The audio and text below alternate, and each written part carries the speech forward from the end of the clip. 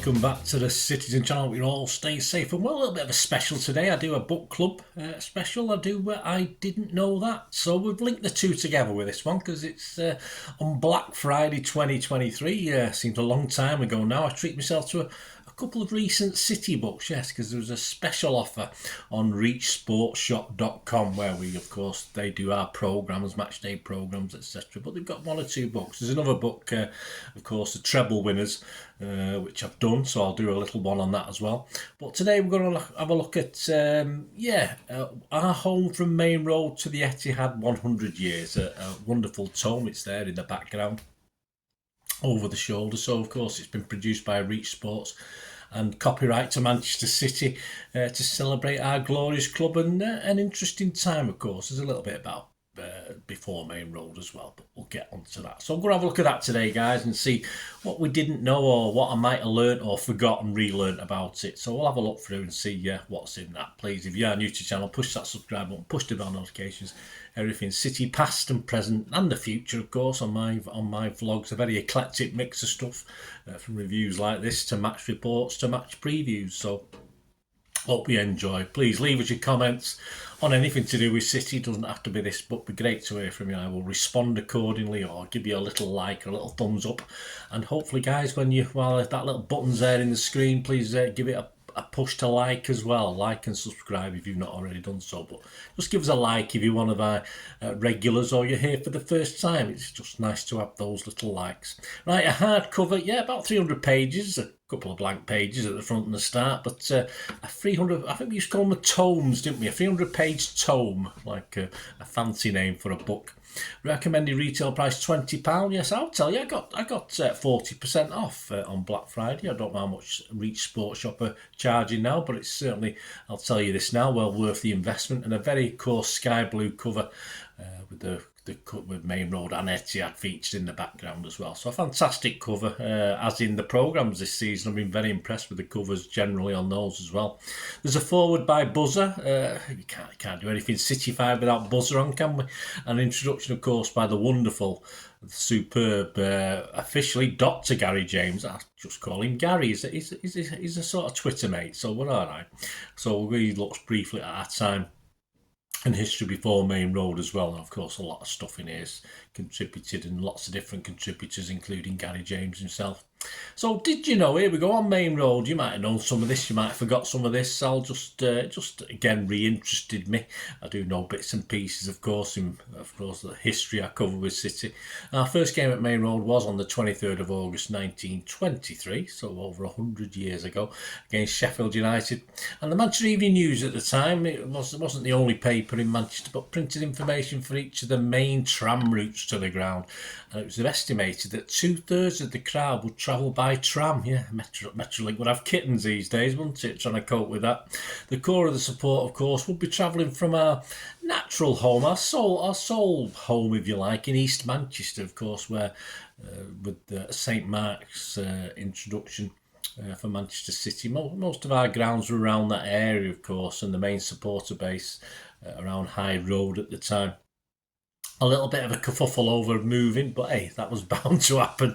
Some people didn't want, some people could probably walk to High Road, wouldn't have to get a tram or other transport to get to Maine Road, but that's always going to happen.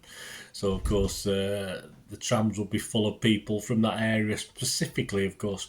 The official attendance on the day, it wasn't put out for quite a while, apparently. It varied from 50,000 to 80,000, but officially they confirmed it eventually at 58,159 for a City win, of course. And Horace Barnes was the first City scorer at the new ground. It was 1927-28 when City, then in the second division, became the best supported team in the country again. We averaging 37,468. Well, we had a bigger crowd, so it's bound to get bigger crowds at times. So, yeah, we've got to be critical. It was, you've got a big ground, you're going to get bigger crowds and bigger averages. But that wasn't the first time we'd achieved that accolade, because we'd actually done it previously at Hyde Road as well, back in 1910-11 and 1914-15, of course, before the break for war. We'd been the biggest attraction in English football those years as well. Charles Swain was the architect. He was better known perhaps for designing cinemas and theatres at the time. Perhaps this was the original Theatre of Dreams, not that copycat one down the road. Murrayfield in Scotland, yes, well, they obviously play old rugger, don't they? There had its own design based on Maine Road itself. Billy Meredith was the oldest player to play at Maine Road. When he'd made his final appearance, he was the age of 49 years, 238 days. Well, that was quite old when I played at Maine Road in a charity game, but I wasn't quite 49 years, 238 days, that's for sure. And of course, those huge tunnels, so familiar in the original stadium at the ends, of course, in the middle of both middles of the Kippax and the ends of the Kippax, and of course the Platt Lane main stand end, were generally put in because of the major crowd control issues that had happened at the 1923 FA Cup final. So they managed, obviously, those big tunnels managed to get fans in and out relatively safely and quickly. The famous 84,369 crowd, of course, was in 1934, the 3rd of March, an FA Cup six-round tie with Stoke City. As well as a rugby and tennis was played. Yes, we had a game of tennis. Obviously, a bit more grass on the pitch in July than there would have been in October, November, December, January, February and March. But yes, so it's hard to imagine, but I'm sure it was nicely trimmed. Of course, playing tennis, I forgot about that, or I hadn't even realised. Plus, of course, as later days, we get plenty of pop concerts. I remember going to a David Cassidy one with just to see how, I was frightened for my life. Those girls at the time, incredible. But I always thought I looked a little bit like David Cassidy, but it didn't sort of work for me, guys. Anyway, when I turned up, we didn't hang around, me and my mates, very long. It was chaotic. I think they even damaged the stadium. The girls, I'm sure they sort of tried to get in through one of the main stand exits, if you like, the big steel exits, and actually knocked it down at some stage. I'm sure that whether that was true or not, I'm not too sure, but that's what I heard. We even had conventions there. I remember a Mormon convention at Maine Road as well. When City kindly loaned Maine Road, wish we hadn't, United, the City players always ensured they got to the ground early to claim the home dressing room for the away derby match. Well, I'm sure we got secure. Sure, we must have had a couple of guys who could stand guard, but whether that was just the players having a bit of fun, I'm not too sure. City played on the floodlights for the first time in 1953. We had some friendly games. And then that lot down the road, United would again be loaned Maine Road to play European games in the 56-57 season, as of course their swampy ground didn't have any floodlights at the time. City went unbeaten at Maine Road in the season for the first and only time in the 65-66 second division season. First time City played European football, I was there. Yeah, I was there that night, 18th of September 1968, against Turkish champions Fenerbahce. Not great. What many remember as a souvenir shop, yes, was originally the ticket office before the new North Stand was built, and of course the ticket office and commercial department was put in there. During its time, the pitch being a bit of a mud heap. Only strangely enough, we only had 8 games abandoned because of waterlogged pitch, etc. I was at 4 of those, so I did pretty well in all the 80 years we were at Maine Road. I managed to go to 4 of the 8 that were abandoned. Biggest win at Maine Road? Well, I was there again, of course, 10-1 against Huddersfield on November the 7th, 1987. The lowest crowd ever for a competitive game. Yes, I was there again with my lad.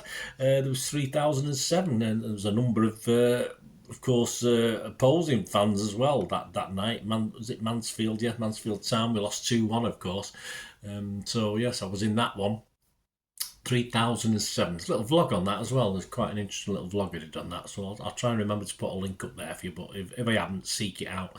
Robbie Fowler was the last player to make a debut at Maine Road against West Brom on February the 1st, 2003. Marc Vivian Foe, of course, rest in peace, was the last City player to score at Maine Road in a 3-0 win over Sunderland on the 21st of April 2003. There's a little bit about Maine Road. There's a little bit about City as well. What about the City of Manchester Stadium? Eastlands, we called it, and obviously more recently Etihad, I think it's been called Sports City Stadium as well. First competitive game I was there was against Total Network Solutions on the 14th of August 2003, with Trevor Sinclair scoring the very first goal. Of course, we played Barcelona in a friendly just to see if the stadium was up to scratch. I was there at that one as well. Dzeko's goal in City's 100th for the 13-14 season was memorable in that it was the first City goal awarded by Hawkeye, it was called then, the new goal line technology system. This was on the 18th of January 2014 in a 4-2 win over Cardiff City.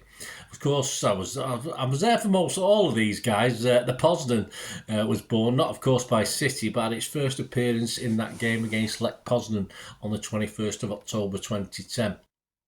Their fans just turned their back on play, and for a lot longer than we do it, bounced up and down with obviously the arms over each other's shoulders, which we then nicked off them, and it became the Poznan, of course, in honour of them. We won that game 3-1. City had just 2 titles whilst at Maine Road, of course, in the 80 years we were there. But 2017-18 at our ground at the Etihad at City of Manchester Stadium was our 3rd at the Etihad. So it took just 15 years to better what we did at Maine Road. Kevin Keegan was our first boss at the Etihad. Quick quiz question here. I'll give you the answer at the end, just a little bit of fun. If Kevin was our first boss at the Etihad, who were our 2nd and 3rd bosses? So he was number 2 and 3 after Kevin Keegan. So there you go. Keep your mind. Just have a think of that, and I'll give you the answer before I go. Strange occurrences. Well, we've had quite a few, haven't we? We've had some glorious days, of course, at the stadium. But stranger things, we've had Davy James playing as a striker, of course. As I said, I've been to all. I've not missed a game at Com, so I've been to all these. Played as a striker in 2004-5, 15th of May 2005, a 1-1 draw with Middlesbrough. Yes. We got a penalty. I don't think it had too much to do with Davy James, even though some people said it did, but he was causing aggravation. Adebayor, of course, running the length of the pitch to celebrate in front of the Arsenal fans on the 12th of September 2009, a 4-2 win. Stephen Ireland's famous Superman pants dropped after scoring against Sunderland on Bonfire Night in 2007.